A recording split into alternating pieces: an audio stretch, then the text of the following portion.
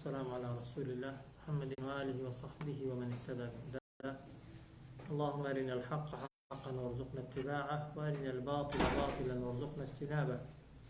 لتفسير سورة لقمان جيشتنا آتي بيست كلو آتش داخواي جورا سرنز مع رادك يشد فرميت ألم تروا آنتان بيني وسرنزتان لداوا ورنبونة وبيرتان نكردوتوا أن الله بيقمان خوا سخر لكم يعني ملكتي كردوا بو إيوا خستوية يجير دستي إيوا خستوية خزمتي إيوا ما في السماوات وما في الأرض هرشي لآسمان كان داهيو وهرشي لزويج داهيا أو يك ألم تروا آسرستان لداوا نتان زانيوا ليور نبونتوا أن الله بيقمان خوا سخر لكم يعني ملكتي كردوا بو إيوا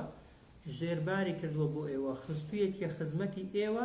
ما في السماوات وما في الأرض هرشي هي لآسمان كانوا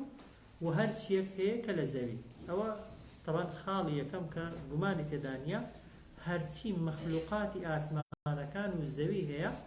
بزورك لزوركان خزمتي مرۆڤ و مرۆڤایەتی دەکەن جا مرۆڤ بزانێ یان نەزانێ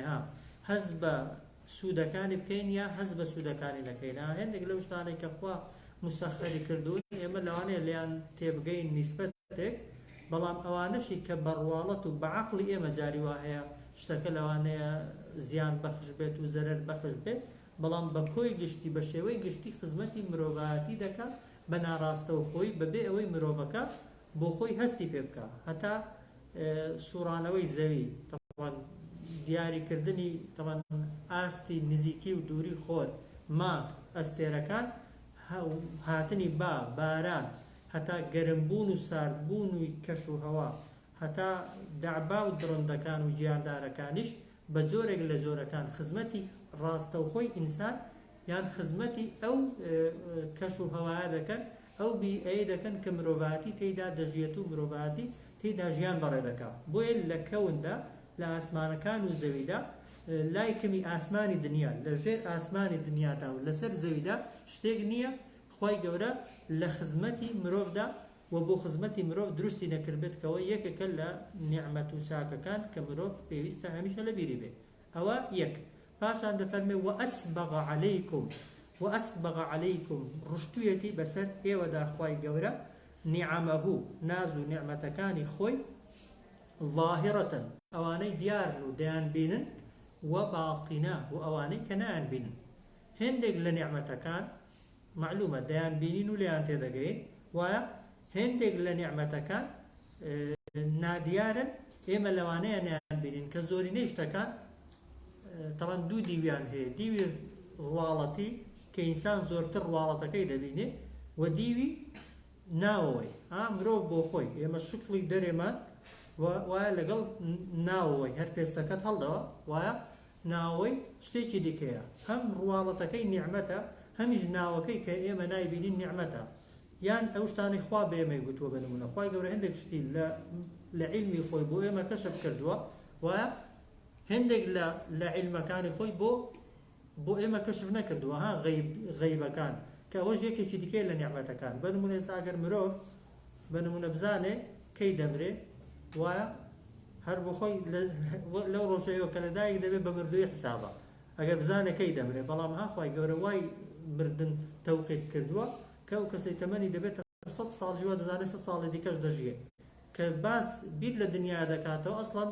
مردنی هەر لە بیر نییە وایە ئەگەر نەخۆشیەکان تەوقیتەکانمان زانی بایە ئەو کاتانی ساغیشین وانە سوودمان لە ئەوەکەی نەبینی ئەو کارە سات و ڕووداوانەی کە لە کەوندا ڕوودەدەن ئەگەر مرۆڤ پێش ڕوودانەکەی زانی بەیانی بێگومان تەمەن لەزەت و خۆشی لە ژیانیش نەدەکرد لایەنێکی دیکە تەمەنها خوای گەورە یەکێکی دیکە لە نیعمەتەکان کە لەگەڵ ئینسان کردوویەتی ئەوەی کە ئینسان دوو دیوی هەیە دیوی ڕواڵەتی وایە دیوی ناوەوەی چێ دەیزانێت بەس خوا دەیزانی بۆ خۆشت هێندێکی دەزانی ئەگەر خوای گەورە هەرچی شتی ناوەوە هەیە هەمووی وەکو لایەنە ظاهریەکەی بۆ بەرامبەرەکەمان کەشف کردایە هەر جەستە ئەوەی کە دیارە تەمان پێستەکەی سەریعادەتەن جوانە و ئینسان ئەگەر بشبین درێ بەلایەوە ئاساییە بەڵام ئەگەر دیوی ناوەوەی ناورگ و ڕیخەڵۆ شوێنانەی پیسایی لێ و پیسایی پێدادێ ئەوانش بە دەرەوەبانە کەس بێزی نەدا تەماشای کەس کات و لەگەڵ کەس بژیە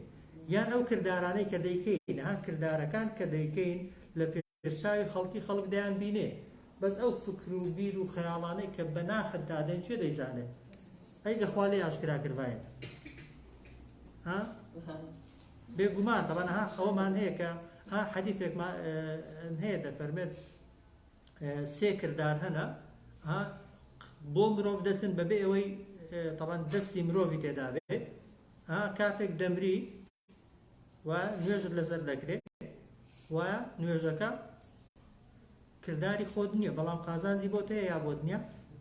بۆت هەیە حەدیثی صحیح لەسەرە دەفەرمێت هەر ئیماندارێک چل کەسی ئیماندار نوێژی لەسەرکە لە ڕوایەتێکدا دەفەرمێت 100 کەسی ئیماندار یان 300 لە ئیمانداران ئیمانداری باش موحید و خوابێگزان نوێژی لەسەرکەن بەدڵ داوای لێخۆشبوونی بۆ بکەن خوای گەورە داوای لێخۆشبوونەکەیان قبول دەکات ئەوە خەڵکێک دوعای دەکات و بۆت دەپارێتەوە ئەتۆنی مردووی بەڵام خێرەکەت هەر بۆ دێ ئەوەی دووهەمیان ئینسان کە مرد ماڵی پەیدات کردووی تۆ یانی مراتگرانە بەڵام خوای گەورە مەجالی داوە پێشەوەی بمری یەک لە سەرسەی ماڵی خۆت بکەی بەوەسێت طبعا هیچ بە زیندوی دەتوانی هەموو ماڵی خۆت بکەی بەخێر ئەوە هیچ ئەوە کەس دەسەڵاتی نییە بەس بۆ دوای مردنێ تەنها خوای گەورە سەڵاحیەتی پێداوی یەک لە سەرسەی ماڵی خۆتدانی دوای خۆت بۆ بکەنە خێر بە نمونە ماڵەکە بۆتە میراتگرەکان بەڵام خوای گەورە مەجالێکی داوی ئەو وەسێتە هەتا بمێنێتەوە و قازانجی لێ ببینرێ خێرەکەت بۆ دێ بەبێ ئەوەی تۆ لە ژیاندا مابی خاڵی سێهم نیعمەتی سێهم کە خوا لەگەڵی کردوین کە لە هەموو نیعمەتەکان گەورەترە ئەوەیە کە خوای گەورە سڕ و نهێنیەکانی لە چاوی خەڵکی شاردوینەتەوە سڕ و نهێنیەکانمان لە چاوی خەڵکی شاردراونەتەوە خوای گەورە ئاگای لە سڕ و نهێنیەکانمان نیە دەنا هیچ کەس نییە فکر و خەیاڵ و بیرکردنەوەی سیر و سەمەرەی بە مێشکیدانەیە ئەگەر هەرچی فکر و خەیاڵات و هەتا گوناه و تاوانیژەوەی لە بینی خۆت و خوای دادەیکە ئەگەر خەڵک پێی زانی وایە ئەو کات خەڵک بە زۆرێکی دیکە مامەڵی لەگەڵ دەکردی هەتا پێغەمبەر دەفەرمێ ئەگەر خەڵک زانی بەیان لە ناخەتدا چی هەیە و ناخیان لای خەڵکی ئاشکرا بە وەکو چۆن لای خوای گەورە شاراوەیە دەفەرمێ ئەو کاتەی دەمردی خۆشەویست و نزیکەکانی خۆت مەیتەکەیان فڕە دەدای کەس ئامادە نەبوو بشت نێژێ ئەوەکەی چونکە هەموو ئینسانێک لەبەرەوەی ئینسانە هەستی خراپەکردنی تێدایە و هەر بە سروشتێش طبعا نفسی ئینسان حەزی لە خراپەیە ئەگەر طبعا ئیمانەکە و کردەوە باشەکانی کۆنتڕۆڵ نەکرێن بۆیە یەکێکی دیکە لە نیعمەتەکان لە چاکەکان ئەوەیە کە خوای گەورە غەیبی شتی نهێنی هێشتۆتەوە لە بینی ئینسان و خوادا و هێندێک لە بینی خۆیدا بە هیچ کەسێک لە مەخلوقاتەکانی خۆی نەگوتووە بۆ دەفەرمێت وەئەسبەغ عەلەیکم خوای گەورە ڕشتوویەتی بەسەرتاندا ئەو نیعمەتانەی کە دیارن دەیان بینن هەستیان پێ دەکەن و باڵتینە ئەو نیعمەتانەشی کە شاردراون و جاری وای ئینسان لێیان تێناگات و لە حکمەتەکان حاڵی نابێ بەڵام لەگەڵ ئەوەشدا خوا دەفەرمێت وەمینە الناسی بەشێک لە خەڵکی من کەسانێکن یوجادیل فی الله یوجادیل مجادلە و دمەتەقێ و مناقەشە دەکەن سەبارەت بەخوا هەیە لە بوونی خوایدا مناقەشەی دەکات و ئەوانەی کە ملحیدن یان کات خۆی کۆمۆنیست و مارکسیەکان هەرچەندە لە قسەکانیان لە دڵەوە نەبووە تەمەن درۆیان لەگەڵ خۆشیان و لەگەڵ خەڵکیشیان کردووە بەڵام جوئەتیان کردووە جوئەتیان دەکرد بڵێن خوانیە نەعوذ بالله هەیە تەمەن لە لێکتایی خوایدا مناقەشەی دەکات دەڵێ خوا هەیە وەکو مەسیحیەکان بەڵام بنمونە خوای دووهەم عیسایە و خوای سێهەم مەڕیەمەیە نەعوذ بالله یان وەکو جوولەکەکان کات خۆی دەیانگوت عوزەیر کوڕی خوایە یا بتپەرستەکانی مەکە دەیانگوت بەڵێ ئەڵڵا خوا گەورەکەیە بەڵام لات و عوزا و ئەو بتانی ئێمەش خوایەکە وەک دەڵێ لە خوار ئەو خوای و دەسەڵاتی قازانجگەیاندن و زەرەرگەیاندنیان هەیە و هەشە سەبارەت بە لە شەریعەتی خوادا مناقەشە دەکات ئاەتی خوای گەورەی بۆ دەخوێنیەوە جاری وای گومانی هەیە لە حەڵاڵ و حەرامەکەی مناقەشە دەکات بۆ حەڵاڵ و بۆ حەرامە خوا بۆ ڕێگای ئەوەی داوە و بۆ ڕێگای ئەوەی نەداوە وێ دەفەرمێت وەمینە الناسی بەشێک لە خەڵکی من كسانك يجادل في الله مناقشة كان سبارت بخوا جا سبارت بخودي خوا يعني سبارت بصفة كان خوا يعني بس سبارت بشريعة الدين خوا جورا كشريعة الدين خوا جورا إنسان أجر إيمان دار به لبرامبر دا نابه الرأي بوسون قصيها به أجر بترا خواي فرمو خواي بريان داوا لحكمتك يتيب جياتين جي دبي تسليم بي بغير علم ببي أوي زانياريان هبه ببي أوي زانياريك يان هبه لسر أقصاني كديكن أويك ولا هدى ببي أوي رين منكرا من لا كسي شايسته برين منكردن ولا كتاب المبين وببي أوي لكتابه رونو آشكراو روشن دا أو شتانيان خوين بيته وبيان نسرابه هل خورا سبارت بخوا وبإيشكان خوا وبدا صلاة خوا وبحكمة كان خوا جورا دم تقيم ناقشة دكن كأوا زورك اللي بباوري وزورك اللي بديني وزورك اللي تسليم نبونو الحاد بون لبرامبر خواي پروردگار سيري آتكي كنه ألم تروا ها معناه اللغوية كي نتان ديو بلا ما بس السرنزان نداوا ورد نبونتوا دنيا نبون نتان زانيوا أن الله بقمان خوا سخر لكم سخر يعني ملكتي كدوا بوتان خستويتي جردستي ايوا خستويتي قازانجو برجواندي ايوا ما في السماوات وما في الارض هرتي لاسمان كان داهيو هرتي لزوي داهي نابه ذريت قمان مان هبه لويكا باسي صقي لك بنمونه قلاو بلان خوي يقول كدرستي كردو ببي حكمه درستي كردو بنمونه بقمان راستو خوش نبي نا راستو خو ما تيولا داخو بين دك كزودا ديكوجي وايا بەڵام ژەهرەکەی و پێستەکەی و زۆرێک لەو کەسانی مارپیانەوە دەدا جاری وای بۆیان دەبێتە عیلاجی سەرەتان و نەخۆشی کوشندەکان بەبێ کەسەکە هەست پێ بکە بەراز گۆشتەکەی ناخورێ بەڵام خودی بەرازەکە بە خۆی ژینگەی بۆ مرۆڤ پاک دەکاتەوە مێشولە و پێشولە خەرا بەڕواڵەت ئینسان لێیان بێزارە بەڵام بڕۆ بخوێنەوە هەر ئەو شتانێکە عیلم کەشفی کردوون ئەو قازانجە ناڕاستە و خۆیی کە دەیگێنن بەو ژینگە و بیئەی ئەو میکرۆب و پیسایانەی کە ئەوان لە تۆی دوور دەکەنەوە بەڵێ جاری واش هەیە بۆ دێنن بەڵام زۆرتر لێ دوور دەکەنەوە زۆرتر دەشپارێزن خی گەورە کردوونی بە جوندی و سەرباز بۆی خزمەتی بەشەریەت و مرۆڤایەتی بکەن ئەوە یەک وەئەسبەغ عەلەیکم نیعەمەه ڕشتوویەتی خی گەورە بەسەر ئێوەدا ناز و نیعمەتە زۆرەکانی خۆی ظاهرة وباطنة أواني ديار نو هستيان بيدكريت و أواني ك ناديارن وندشكري بلين ظاهرة نعمة الدنيا يكان كيما بتاو ديان بينين ونعمة باطن يكانش أوانا كيما نان بينين يا لقيامة داخواي جورا آمادي كردوا بو إنسان ومن الناس بشيك لخلقي من كسانيكن يجادل في الله يجادل يعني مجادلة مناقشة دمتقيو وقضلي مناقشة ذكر سبارت بخوا يعني بخودي خوا يعني بصفتكان خوا يا بكاركان خوا يا بشريعة خوا بغير علم ببيوي زانياريان هبه ولا هدى ببيوي رينموني كرابن ولا كتاب المبين وببيوي بويان هاتبت كتابه رون واشكر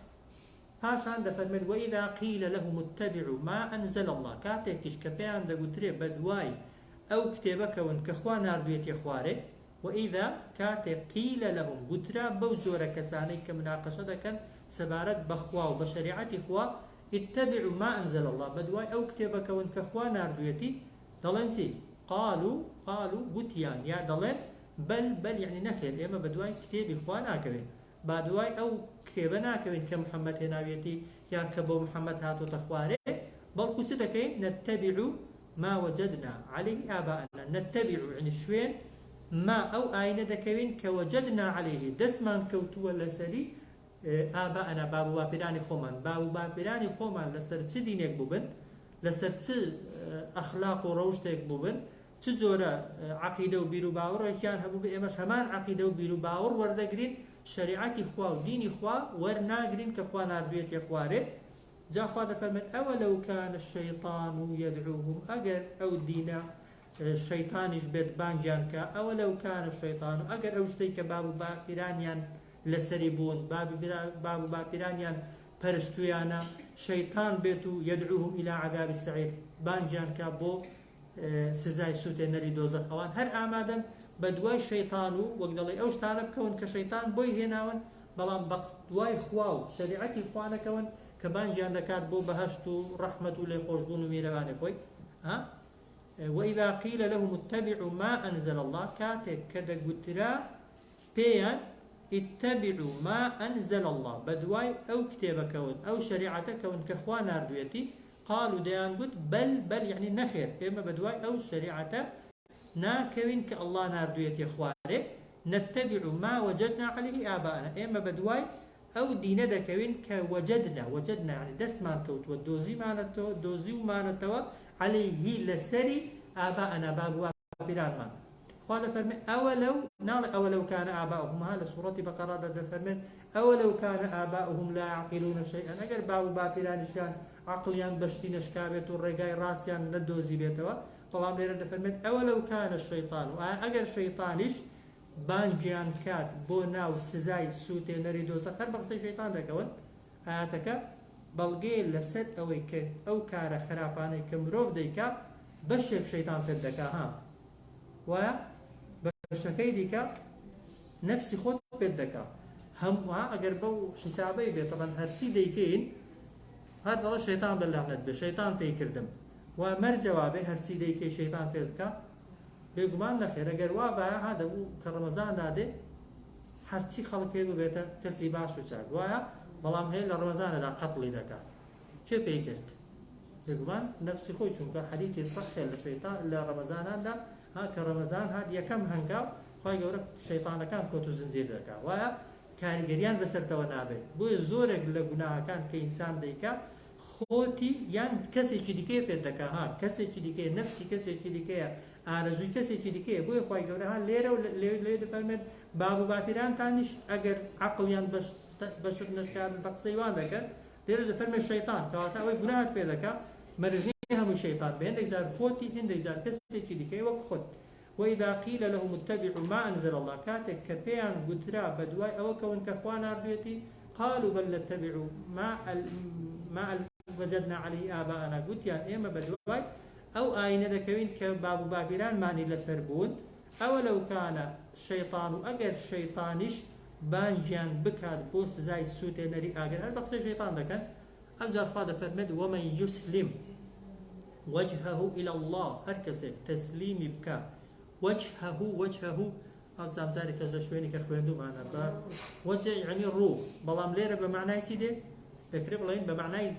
ضلده هر كسيك ضلي خوي ناقي خوي تسليم كابخوا ودشكري بلين هر كسيك طبعا جستو لا شيء خوي هموي بيك ودليش عند مكانش طبعا هر دبي انسان دليش تسليم بخواكا عند مكانش تسليم بخواكا و دڵیشت دەبێ عەقیدە و بیر و باوەڕێکی تێدا بێت کە خوا دەیەوێ کردارەکانیشت دەبێت کردارێکن کە خوا فەرمانت پێ دەکەن بۆیە وەجه معنای لۆغەویەکەی یعنی دم و چاو بەڵام لە جەستەی ئینسانیدا لای ئینسانی کوێ لە هەموو شوێنێک زۆرتر گرینگە لەکن ئینسانی لەکن خوای نا ڕوو بۆیە ها ئینسان ئەوەندەی کە خەریکی دم و چاویەتی هەموو کەس وایە وایە دەچێ دەرێ سەیری کوێ دەکەی ئەمجارگە دەچێ بەرە هەلای ها دموچاو ئەو خەڵکی دەستکاری خۆی دەکات کوێ تەزمیل دەکات دموچاوی تەزمیل دەکات بۆیە خوای گەورە دموچاوی دەفەرمون لە جیاتی هەموو شوێنەکان بەکارهێناوە و دەشکرێت بە معنای دڵیش بێ و دەکرێت بە هەردوو معناکانیش بێ فعلا جوای ئینسان هەم دەبێت دڵی تەسلیم بەخوا کات تەسلیم بوونیش بەخوا چۆنە إذا قضى الله ورسوله أمرا أن يكون لهم الخيرة هاوي سورة الأحزاب تسليمون أو أجر خواو پیغمبری خوا صلی الله علیه و سلم بڕیارێکیان بۆ دای لە بەرامبەریدا هەڵبژاردنت نەبێ هەڵبژاردنت نەبێ سەربادانت نەبێ مناقەشەکردنت نەبێ قەلەقت نەبێ دوودڵ نەبی بەبێ سێ و دوو بڕیاری خوا و بڕیاری پێغمبرت قبول بێ صلی الله علیه و سلم لەگەڵ نەفسی خۆت بگونجێ یان نەگونجێ لە مەسلحەتی دنیا دەبێت یا لە مەسلحەتی دنیا نەبێ چونکە ئەوەی لە مەسلحەتی دنیاشت دەبێت لە مەسلحەتی قیامەتدا ئەگەر تەسلیمە ببی ئەوە خۆ تەسلیم کردنە وشەی مسلیمیش مسلیم یعنی خۆ بەدەستەوەدەر ئەو کەسەی کە خۆی یعنی دڵی خۆی جەستەی خۆی ئەندامەکانی خۆی ژیانی خۆی تەسلیم بەخوا کردووە جا دەفەرمێت وەمەن یوسلم وەجهەه إلى الله هەر کەسێک بەدەستیەوە بدا تسليمي بكا وجهه يعني ضلي خوي بو معناه يعني ضلو عند مكان خوي تفسير كين باشترا إلى الله بو خوا وبو شرعي خوا وبو ديني خوا أو يك لمرجكا طبعا تسليم بون أو يك بريار ديك أمر خوا وأمر پیغمبر صلى الله عليه وسلم زي بزيدك إلى الله خلق نبي ودضل نبي أوجر وهو محسن له همان كاتج دا تاكا كاربي يعني آماده بي أمركش زي بزيك ها نكر قبول دبي قبول بون بتني بدل ناكري أو أمري بدل قبول دا دبي بأندام كانشت و بيكي أوجر وهو محسن دبي تاكا كاري بتاكا كاري أويا يعني أو فرماني بيت كراو زي بزيكي أجر أو دو مرجت تدابون بس أو دوا ضلي خوتو أندام كاني خوت تسليم بأمر خواكا وزائدا أمريكاني خواي قبر ببيت وانا جيبا جيكا فقد استمسك دفرمي بيقمان أو كسدستي قرتوا بالعروة الوثقى عروة يعني لأصلي معناه ده هذه كان يعني قفل ها أجر اشتكي آسن دروز ده كان ها قفلكي ليدن بوي دستي بيو بقرن قفلي قايم أجر دستت بيو قرت ويا طبعا خوشتي بيها الواسي ها برنابيو ويا دستت بيو قرات كيشن لقالي دروي نزمت كانوا لقالي دي أخواري هر كسك بوشي ويخوي تسليم بأخواك دفرمي فقد استمسك بيقما أو كسد دستي قرتو بالعروة الوثقى ببتا هر قايم مبتوكا كهذا سوريو دفرمي لانفصام لها قد نابصري دقي بأخوا تدقيني بأخوا وإلى الله هربو لا إخواشا عاقبة الأمور سرنجامي همو فرمانا كان أنجام كان بولاي كده سيتوا نتيجة كان بولاي خواي پروردگار دسيتوا وأنجام كان لاي خواي پروردگار ورد قريوا خواي پروردگار قرار دادا أو كردار لي قبول كراوا يا لي قبول نكراوا وخواي پروردگار دنوسيت أو كردار يك بچند يك بدا يك بصد يك بحوصد فعلاج داداتوا وأجر خرابش به أخواي قبري قرار دادا ليت خوش دبي ليت خوش نابي كسي ديك صلاحية الدنيا ومن يسلم وجهه إلى الله هر كسي ضلي خوي عند مكان خوي تسليم بخواي پروردگار كا يعني ناخو ضلو عند مكان وشياني خوي يقلاكاتو بوخواو وهو محسن ساكا كارج ببيتوانا فقد استمسك بالعروة الوثقى بيقمان أو كسدستي قرتوا بهتو حبل بتو قائمك وإلى الله وهربو لا إخواشا وهربو لا إخواش عاقبة الأمور سرنجامي همو فرمانكان دقرينو خواي پروردگار قراري كوتاي لسد همو فرمانكان لنا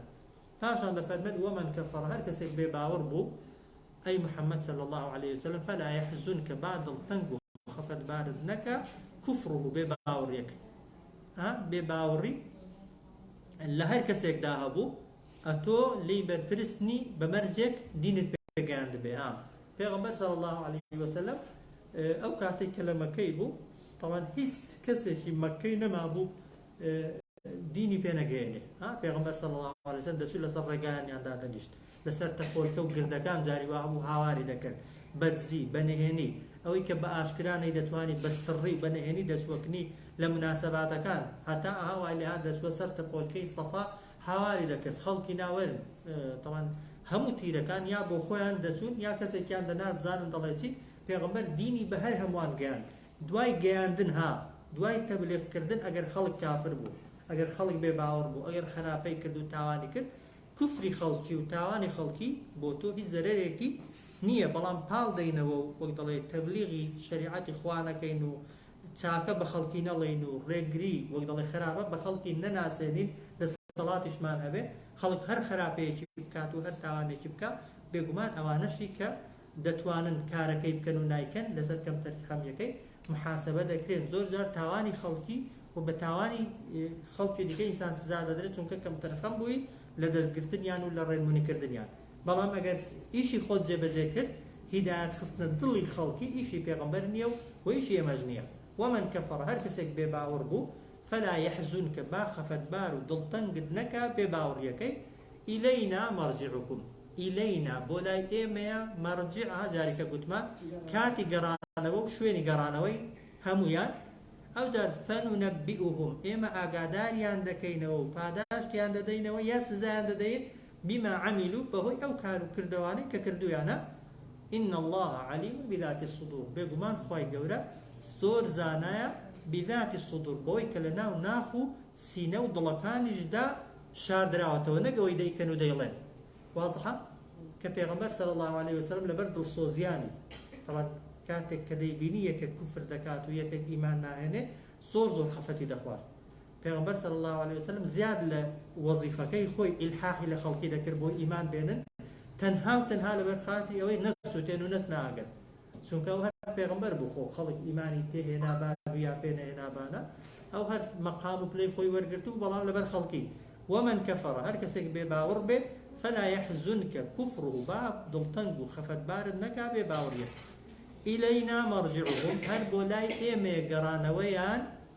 فننبئهم ئێمە ئاگاداریان دەکەینەوە و پاداش یا سزایان دەدەینەوە بما عملوا بهۆی کار و کرد يعني بەهەم ئەو کار و کردەوانەی کە کردویانە إن الله بێگومان خوا عليم بذات الصدور زۆر زانایە بەوەی کە لەناو سینە و دڵەکانیشدا شاراوەتە ئەدی خوا بۆچی ئەوانەی کە کافرن خوا یەکسەر لە ناویان نابا و سزایان نادا خوا دەفەرمێن نومەتیعهم ژیانیان پێدەدەین دەیان خەینە خۆشی خۆشگوزەرانی قەلیلەن ماوەیەکی کەم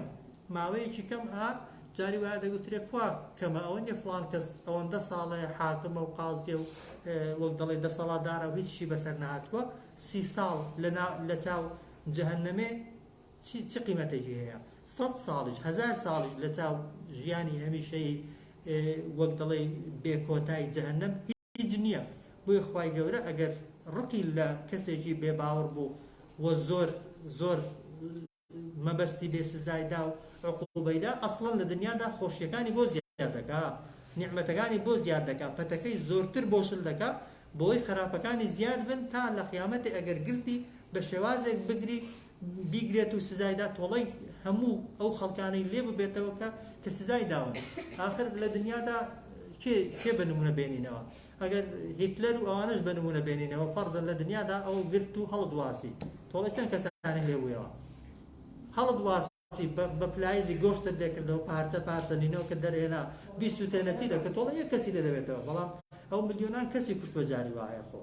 کەسێک غەدری لێ کەسی کردووە وەرە بیهێنە فەقیری کە و هەژاری کە و بێدەسەڵاتی کە لە سزنەی کە تۆڵی شخصێکی لێ بۆتەوە ئەی تۆڵی ئەوەکانی دیکەی لەکوێ لێ بکرێتەوە بۆیە تەوان سزای دنیایی بۆ کەسی کافریش جاری وایە خوای گەورە وەکو زلەی میهرەبانی تەوان بۆی دێنێتە پێشێ بۆی بیرکاتەوە و پەشیمان ببێتەوە بەڵام ئەگەر خوا ئەو دەرفەتانەی بە کەسێک نەدا یعنی خوا زۆر ڕقی لێتی ئەها بەعکسی تێگەیشتنی ئێمە نومەتیعهم ئێمە ژیانیان پێدەدەین دەیان خەینە خۆشی قەلیلەن ماوەیەکی کەم بەڵام ثمە پاشان نەضطەڕهم یعنی ڕایان دەکێشین ناچاریان دەکەین بۆ کوێ دەیان بین إلى عذاب غلیظ بۆ ناو سزایەکی زۆر ئەستور کەم جەهەنەمە و ناڕەحەتیەکانی ناو جەهەنەمە نومەتیعهم دەیان ژیانیان پێدەدەین ماوەیەکی کەم ثمە پاشان نەضطەڕهم یعنی قەلکێشیان دەکەین ناچاریان دەکەین ڕایان دەکێشین بۆ کوێ إلى عذاب غلیظ بۆ ناو سزایەکی ئەستور ئەو جا خوا دەفەرمێت وەلئین سەئەلتەهم ئەگەر پرسیاریان لێ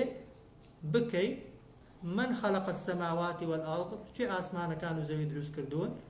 هەر بتپەرستەکانی مەکە ئەوانەی کە ئیمانت پێناهێنن ئەوانەی مناقەشەت لەگەڵ دەکەن سەبارەت بە قیامەت و بە زیندووبوونەوە ليقولن الله لا يقولن يعني بدل يعني يو ببير عوستان دلين سي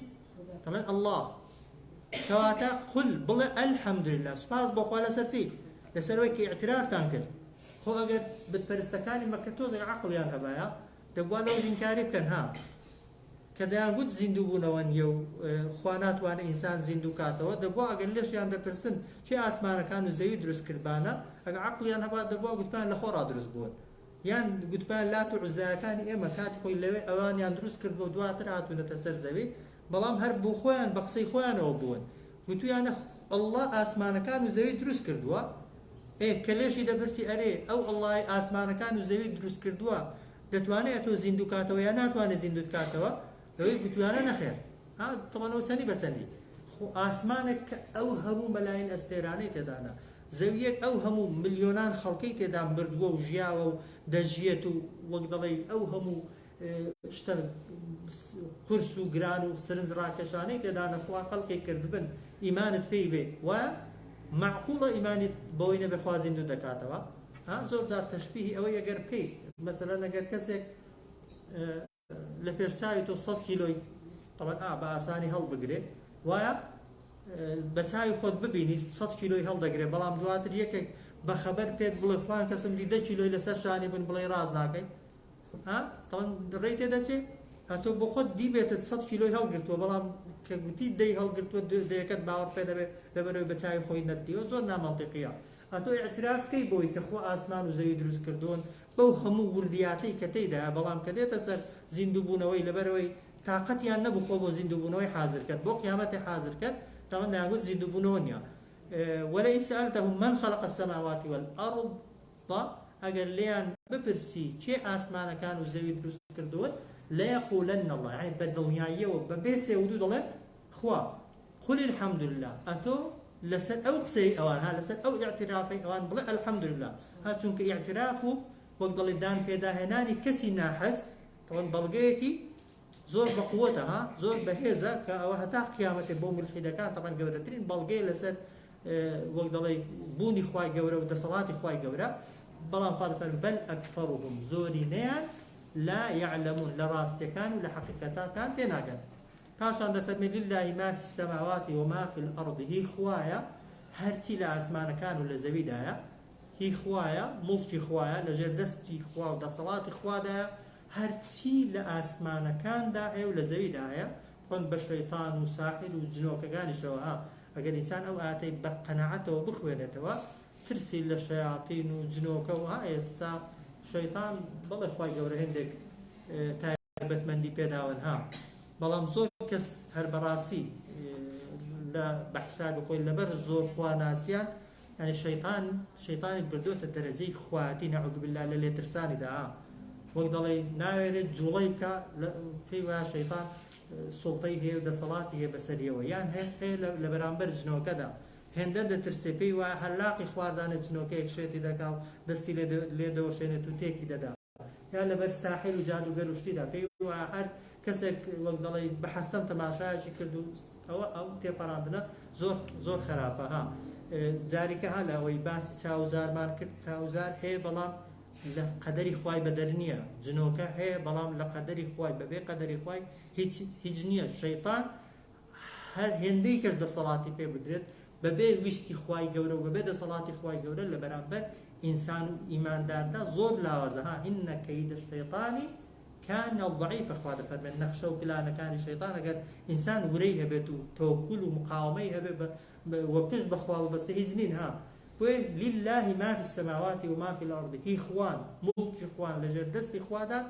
هرتي لأسمان كانوا لزويدان طبعا جنوكا وشياطين كانش ساحر وجادوگر كانش لأسمان ولزويدان خو مخلوق يجي كانين ويا إن الله بجمان خواي جورا هو الغني بتنها الغني بنيازة تنها خوا بنيازة بيستي بكس نية أو الحميد ستايش كرايشة منو توش ستايشي نكين دروس كراوكان ستايشي لك واضحة أو زاد فرمد ولو أن ما في الأرض من شجرة أجر أو فرضيات يعني أجر ببيع جماني هرتي لنا وزويدا هي من شجرة لدرخ تصورك هر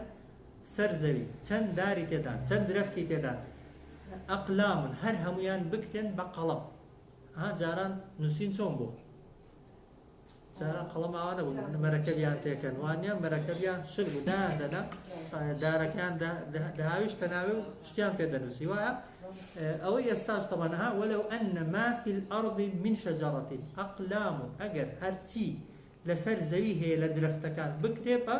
قلم أو يك والبحر يمده وبحر كانش دريا كانش أويك لسر زويه نيستا هر هموي بكرين بمركب تصورك تندار هي لسرزوي هبوا وهي فقالوا باسي او زمني من توناك استوايا اواني ك 8 توزك او كي ورا شيء استاداري بيوني وقتك طبعا دارستانك بو خلق بجد يعني رويش بتاعي اللي دا لا اوكي لا هند صرو بربوا لاولي الدنيا وتا اخر الدنيا تندرخ لسر او زويه بون هر هموان وادانه بكبا قلم والبحر يمده بحرش لەو ڕۆژەیەوە کە خوا کەونی دروست کردووە چەندی ئاو تێدا بوو هەتا قیامەتێ هەموو ئاوەکەی ئاوی بەحرەکانی بکە بە مەرەکەب ئەو جار هەرەوەندە نا من بعدی دوای ئەو ئاوەش کە تەواو بوو سەبعەت ئەبحور حەوت دەریای دیکەش بێنە ما نەفیدەت کەلیمات الله یعنی دەست بکە بە نووسینەوەی وشەکانی خوا وشەکانی خوا حکمەتەکانی خوا دەسەڵاتەکانی خوا وەک دەڵێ زانست و زانیاریەکانی خوا لێکدانەوە بۆ قسە و وشەکانی خوا ما نەفیدەت کەلیمات الله وشەکانی خوای گەورە کۆتاییان پێنایە لە سوورەتی کەف دەفەرمێ لنفد البحر قبل أن تنفد كلمات دەریاکە تەواو دەبێت بەڵام نووسینەوە و لێکدانەوەی قسەکانی خوای گەورە کۆتاییان پێنایە إن الله عزيز حكيم بێگومان خوای گەورە باڵا دەست و دانایە ئەگەر بگوترێ زاری وایە دەگوترێ باشە خۆ کەلامی خوای قسەی خوای لەسەر زەوی ئەوەی هەبێ هەر قورئانە وایە قورئانی بێنە بە چەندی دەینووسیەوە چەند بە قەڵەمێکی بێنە نەک دوسێ پارچە قەڵەمان بێنە لە ئەوە لێرا دەست کە بە نووسینەوەی خۆ قورئانانەی لەبەر دەستی نووتۆدان هەموو بە دەستی نووسراوە هەموو خەتات نووسیویانە سەیری موسحەفەکان کە لە ئەوەلی ناوی خەتاتەکەی تێدا هەر هەموو قورئانەکان هیچ قورئانێکی ئێستا طەبع نییە یعنی بەوەی بە کۆمپیوتەر و بەدەستی نووسراون هەر هەموو قورئانەکان بەدەستی نووسراون چونکە هێندێک شتی تێدایە شێوازی نووسینەکەی جیاوازە لە شێوازی ئەسڵی ئەوەی قەواعیدی عەرەبیش کتابەتەکەی بۆیە کتابەتی قورئانی تا ئێستاشی لەگەڵ بێ ئەوەی بەحث و شتی دەنووسن ئەگەر بە کۆمپیوتەری بینووسی قەت ئاەتەکەت وەک خۆی پێدەر ناچێتەوە بۆیە ئەوەی بەحث و شتی دەنووسن هەمووی مصحف مەدینەی پێ ئاەتەکەی کۆپی دەکات دایدەنەی وەک خۆی ئاەتەکە وەک دەڵێ ئەوەی ئێستا هەنە کۆپین قورئانەکان قەستم قورئانەکان بەسەر قەڵەمێکی دەنووسرێنەوە بەڵام مفەسرین دەفەرمون لێکدانەوەی کەلیمەکان لێکدانەوەی ئاەتەکان لێکدانەوەی قسەکان لێکدانەوەی حکمەتەکان ئەگەر بێی بنووسی لەسەر مەخلوقات و دروستکراوەکانی خوا حکمەتەکانی و زانیاری و زانستە شاراوەکانی بێنی ئاشکرایانکەی فعلا هەرچی قەڵەمی دنیا هەیە کە درەختەکانت کردوون دەشکێن و کۆتاییان پێدێ ئاوەکان کە کردوتن بە مەرەکەب هیچی نامێنن ئێستاش نەگەیشتوویە کۆتایی نەگەیشتوویە نەتیجە چونکە عیلمی خوای گەورە بێ سنوورە بۆیە ئەگەر تەفسیرەکان تەماشاکەین بە زمانی عەرەبی باسی نازم چەند هەزار کتێبی دەکەن 700,000 تەفسیری دەکەن جیاواز کە تەفسیری وایە 50 مجەلەدە طبعا هەر مجەلەدەی جاری وایە 3-4 لاپەڕەیە هەر بە کوردی وەرە چەند تەفسیر نووسراون وەرە بەراوردیان کە بیان خوێنەوە بزانە هیچیان وەکۆکەی دیکەیە هەریکیان معلوماتێکی تازەیە لێکدانەوەیکی تازەیە هەمووشیان تەکمیلە و تەواوکەری یەکترین بۆیە ئەگەر هەر تەفسیری قورئان نەک مەخلوقاتەکانی دیکەش تەفسیری قورئان بکرێت و وەتا قیامەتەش هەر دەکرێت بەبەردەوامی دەکرێت هەر دەکرێت و هەر دەگوترێتەوە ئێستا هەر علمی تازە و زانستی تازە دەردەکەوێت و ئینسان هەر ناکاتە نەتیجە هەر ئەگەر بێ مەخلوقاتەکانی دیکە لێور ببیە و شتیان لەسەر بنووسی بەبێ گومانیش دیسان ئینسان کۆتایی پێدەی بەڵام علمەکە ناگەیە نەتیجە وەلەو ئەنە ما فی الأرض من شەجەرەة ئەقلام ئەگەر هەرچی لەسەر زەوی هەیە لە درەختەکان ئەقلام قەڵەم بن والبحر يمده دريا كانج مركبكي بن من بعده 7 أبحر دواي أو آوانش حو درياي دي كبيني ما بونسينوي طبعا ليكدانوي دروس كراوكان وكلمة كان وياسا كان إخوة ما نفدت كلمات الله استا كلمة كان إخوة يعني دروس كراو مخلوقات ونشان وتصلات وليكدان وكاني خواه يورك وتايان فيناه إن الله عزيز حكيم بيقومان خواه يورك بالا دستا هرچي بيوديك حكيم بريارو ياسا كانشي لشويني خويدان أو جار آخر آيات دفرمت ما خلقكم يعني دروس كردنوتان ولا بعثكم دروس كردنتان عفو ولا بعثكم وزندو كردنوتان لا يخواوكو سوا إلا كنفس واحدة تنها وكو دروس كردن ودروس كردنو يكزوا نعوذ بالله طبعا أجر زحمة ما عندبون هبه كنية بو خواي قورها هربو تيجيشتنو نيجي خصنوي العقل إيما خواي قوري يكسي دروسكا لەگەڵەوەی کە هەر هەموو مرۆڤایەتی و دروستکراوەکان دروستکە لە ڕووی زەحمەتی و کاتەوە هەر بەقەدێکیان پێدەچێ لە قیامەتش خوای گەورە یەک کەسی زیندوو کاتەوە هەر هەموو مەخلوقاتەکانی زیندوو کاتەوە بۆ خوا هەر وەکو یەکن بۆ چونکە خوای گەورە بێ وشە بە دووپی بە کون هەموو ئیشەکانی دەکا وایە بە فەرمانی زمانێک کە کوونە خوای گەورە مرۆڤایەتی قەراری دروستکردنی مرۆڤایەتی دەرکردووە بەیەک کونیش مرۆڤایەتی و دروستکراوەکانیش لەناو دەبات و بەیەک فەرمانیش هەرچی زیندەوەر هەیە ڕوحی لەبەر بۆ بێت جارێک خوای گەورە زیندوی دەکاتەوە دەیهێنێتەوە بوون جارێکی دیکە کە ئەوە لای خوای گەورە تەنها وەکو یەک مەخلوق وایە یەک دروستکراو وایە ما بەعثکم یعنی وەکو یعنی بەدەسەڵات خۆتان بیر مەکەنەوە ما خەلقکم دروستکردنی ئێوە ما خەلقکم عن دروستکردنتان ولا بعثكم وهروها زندوبونوتان إلا كنفس واحدة تنها وكو درزبون درزكرنوا يكسوايا إن الله سميع بصير بيقمان خواهي قولا سميعة دبستي هرتي ديليو دوتري وبصير بناك بهرشيف ذكرته أنجام لدري